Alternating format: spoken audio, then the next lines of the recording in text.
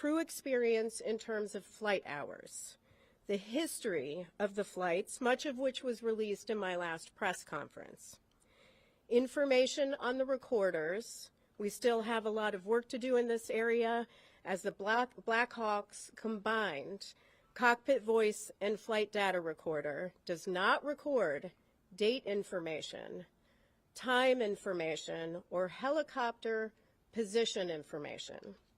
And as I mentioned in the last press conference, there is inconsistency in the data which led us to declare the pressure altitude parameter on the Black Hawk as invalid. We're now in the process of determining whether that may have affected other helicopter systems that used pressure altitude as a data source, such as the altimeters. The report also contains information on the operators, the aircraft involved, air traffic control at the time of the crash, helicopter routes, the airport, emergency response and recovery operations, and the wreckage exams.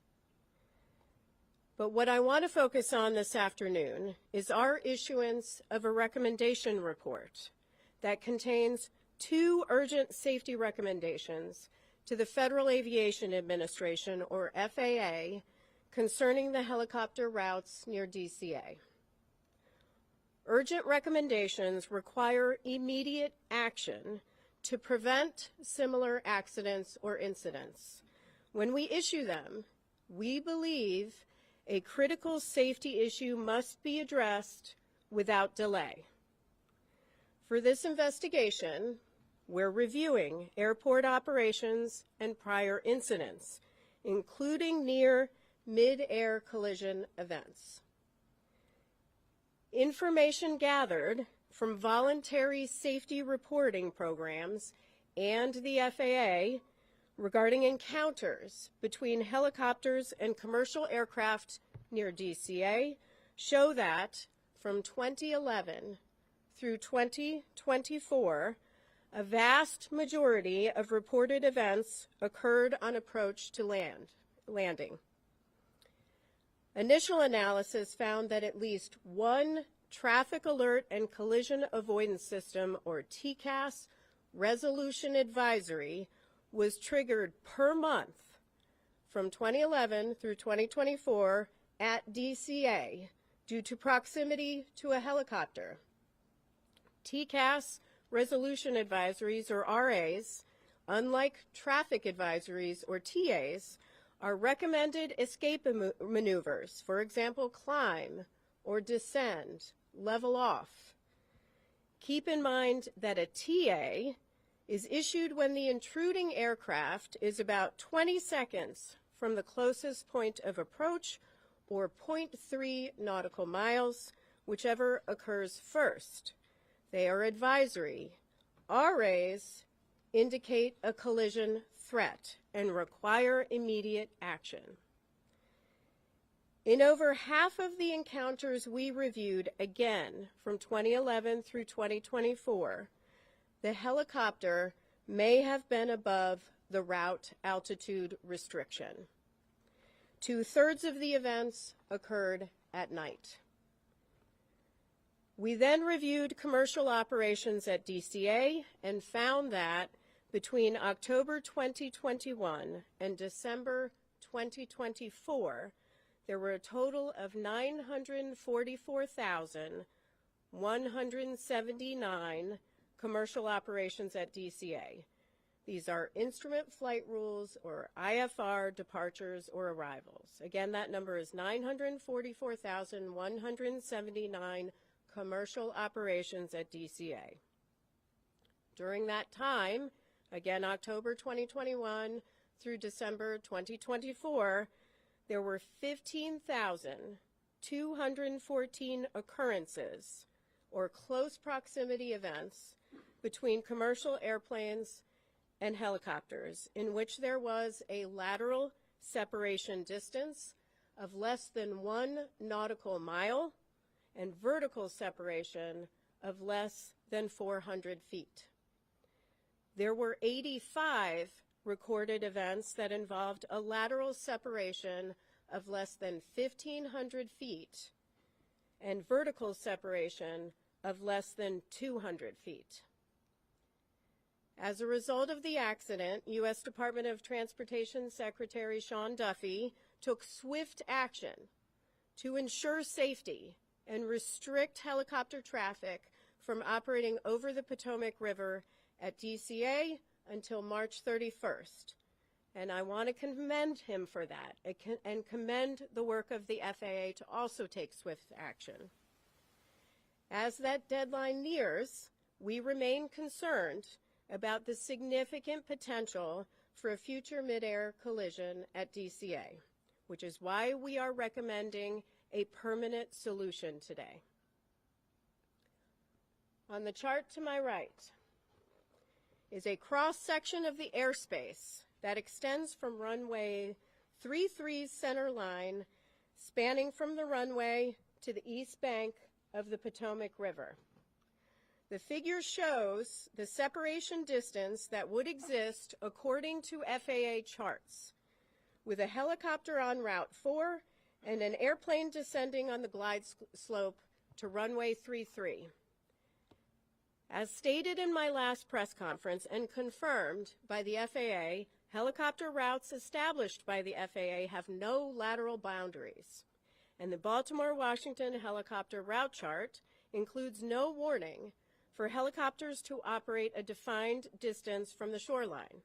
So this shaded region right here represents an approximation of the area in which helicopters could be flown.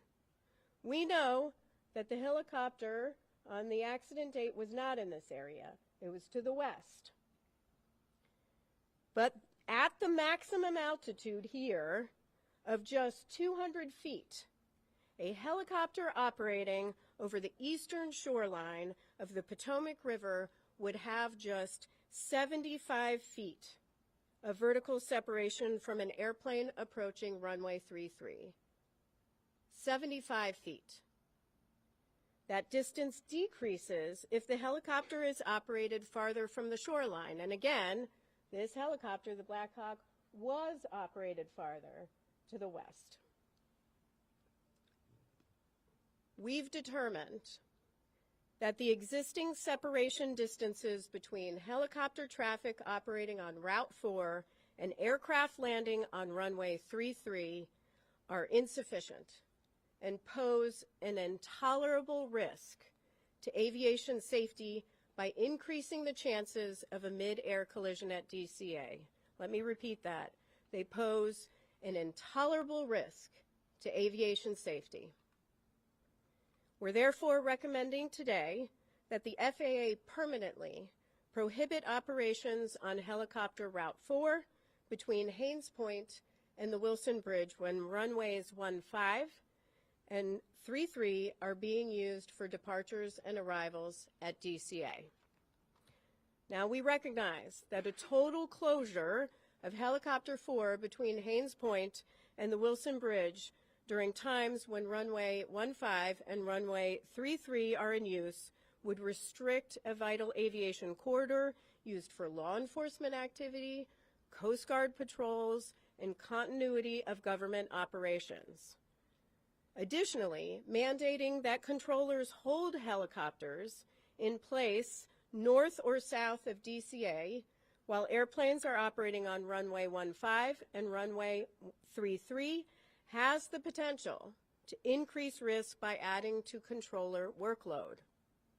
So we are also recommending that the FAA designate an alternative helicopter route that can be used to facilitate travel between Haines Point and the Wilson Bridge when that segment of Route 4 is closed. From here, our team has a lot of work to do.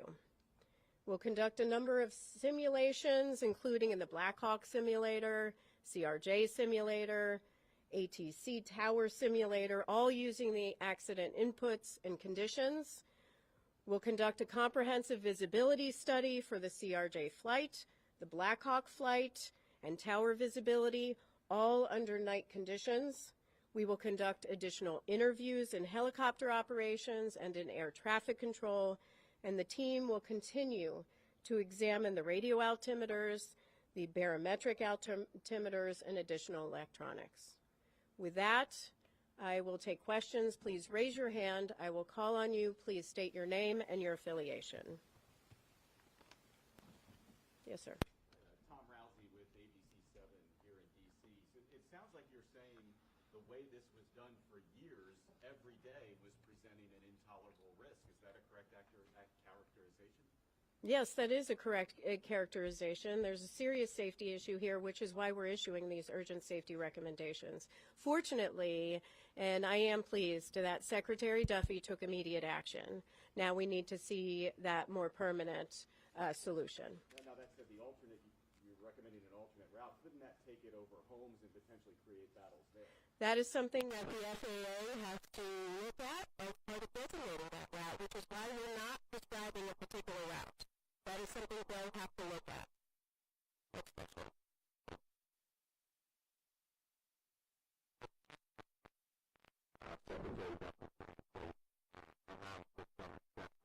Are you saying today that those exceptions should be removed and no Helicopters should be able to fly on that particular route?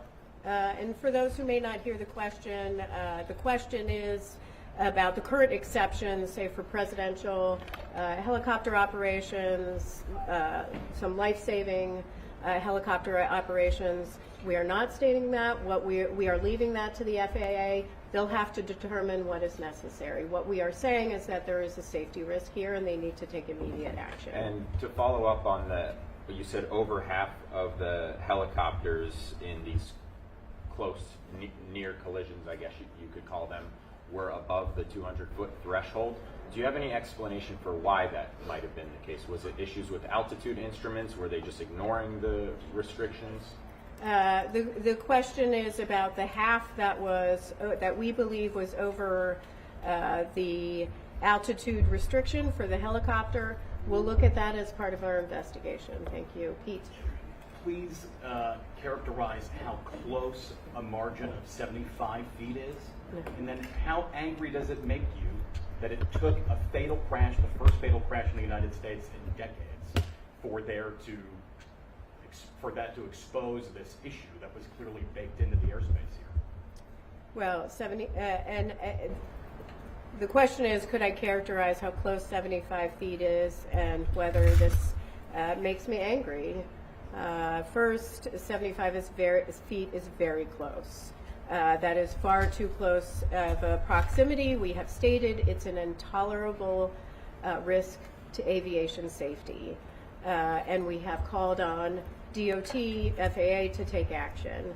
With respect to how angry it makes me, it does make me angry, but it also makes me feel incredibly devastated for families that are grieving because they lost loved ones. It shouldn't take a tragedy like this to occur. Unfortunately, one did, and so we are calling on action, but there clearly were indicators where safety trending could have occurred.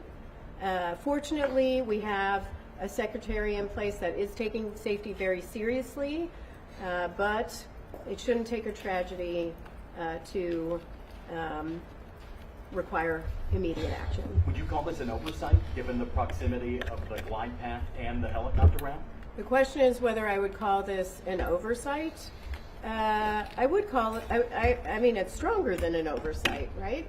The data we have pulled is from a voluntary safety reporting system that FAA could have used any time.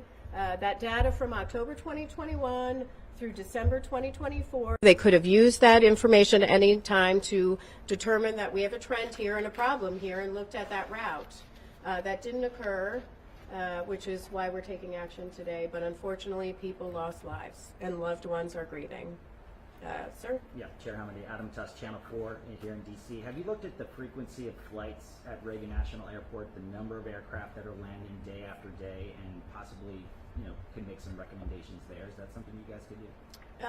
The question is on the number of flights that are landing and departing from DCA and whether we're taking a look at that. certainly everything is on the table right now as far as our investigation is concerned, and we will look at that. We're certainly going to look at separation distances between landing and departing aircraft as part of our investigation. That's something we would look at, but that's still to be done. Yes. BBC News, Naomi Iqbal. I wonder if you could tell us, could this have been prevented if there'd been more staffing? The question is, could this been prevented if there was more staffing? I assume you mean in air traffic control.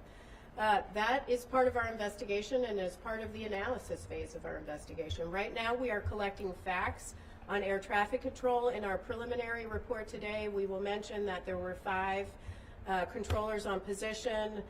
There were 9 there, not in the cab, but in the tower. Some in the break room. We do know that the helicopter and the local position were combined at 3:40 p.m. So we are taking a look at that. We do not have any evidence that anybody left. In fact, the controller came back into rotation around 4:27 p.m. We also know that the flight data position and the clearance delivery positions were also combined for the entire day, which is not abnormal. If I can just follow up, I mean, you're making these recommendations, but you've got the White House and DOJ potentially making cuts, particularly to air traffic controllers.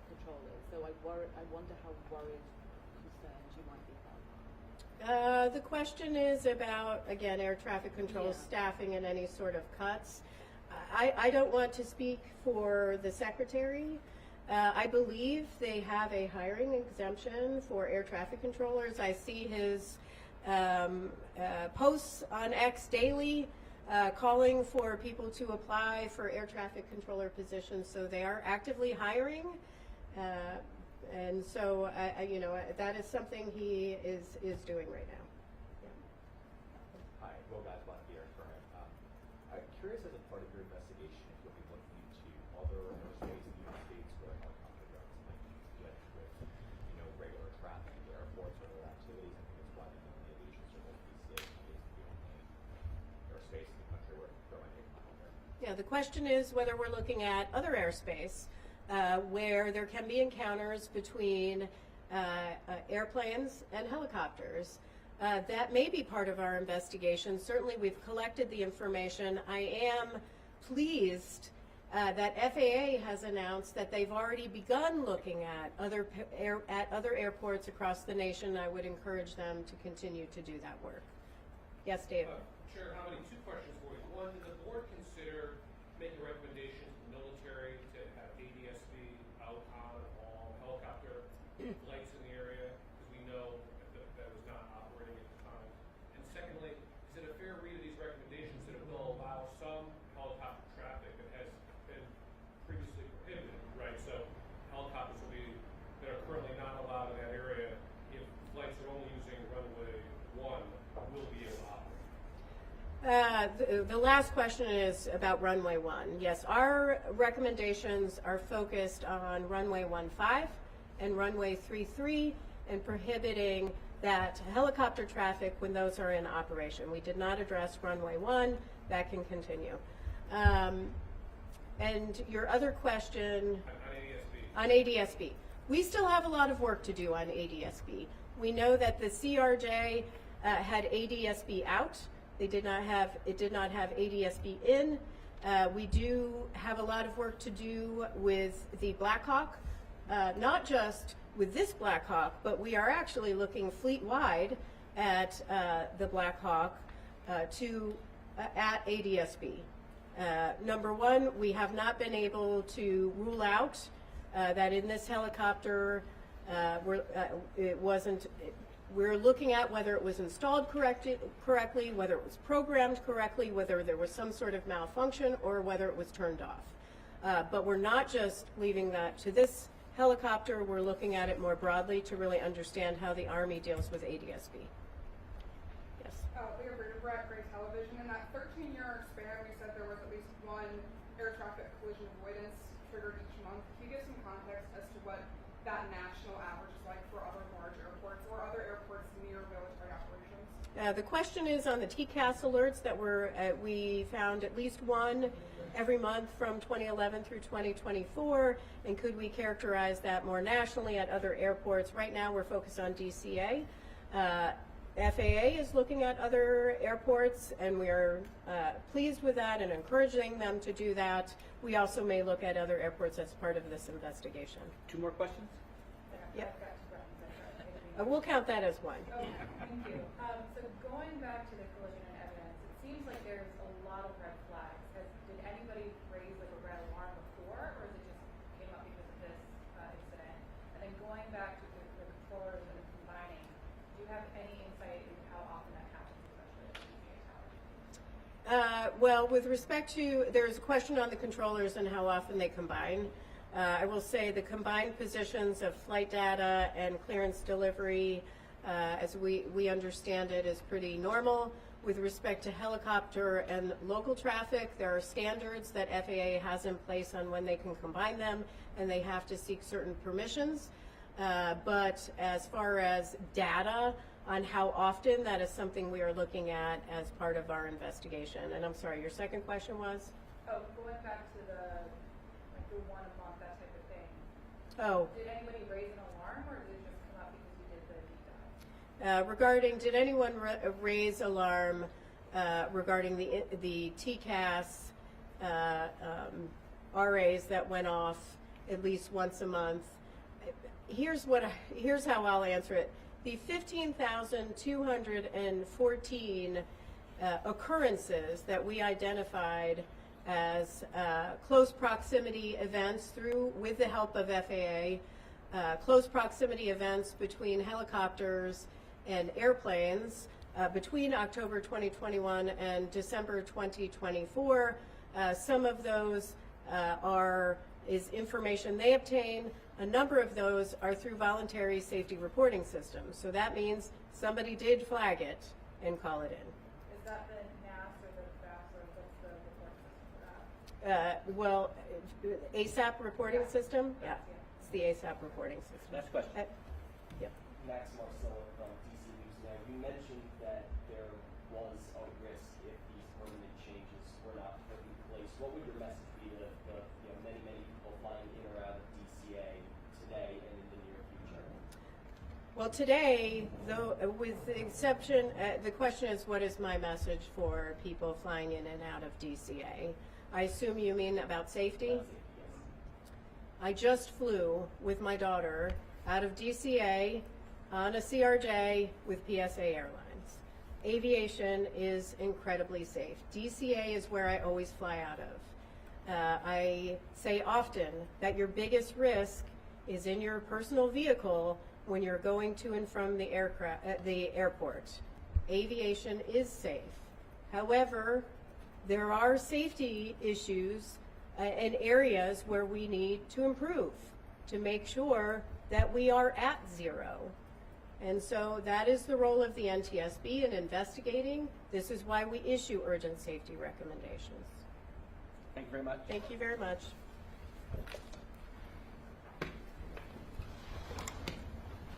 Continue monitoring the progress of the investigation, please check ntsb.gov. Thank you.